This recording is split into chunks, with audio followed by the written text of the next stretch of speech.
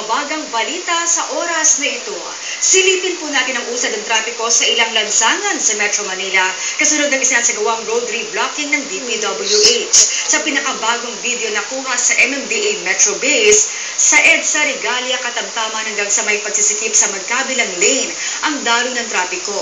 Halos ganoon din po sa EDSA NEPA Q-Mart kung saan ang magkabilang direksyon ng southbound at northbound ay masilip din ang daloy ng trapiko.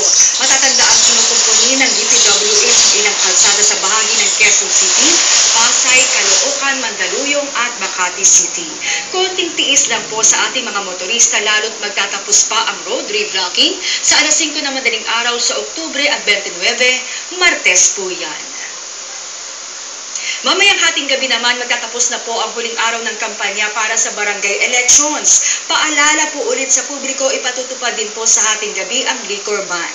Mahigpit pa rin ang mga itinalagang checkpoints sa iba-ibang lugar. Sa bisperas din po ng halalan, ipinagbabawal din ang pamimigay o pagtanggap ng libreng sakay o pakain alinsunod sa nakasaad sa panuntunan ng COMELEC. May ilang paalala rin ng COMELEC. Ngayong balik mano-mano ang halalan. Imbes na i-shade at ilagay sa PCOS machine ang mga balota, kailangang isulat kamay ang mga pangalan ng mga iboboto. Mas mainam raw kung bago ang halalan ay may kodigo na at makapili na ng iboboto.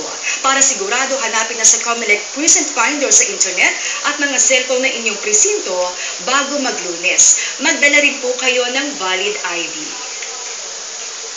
Manatiling nakatutok sa ABS-CBN para sa iba pang nagbabagang balita. Ako po si Maan Macapagal.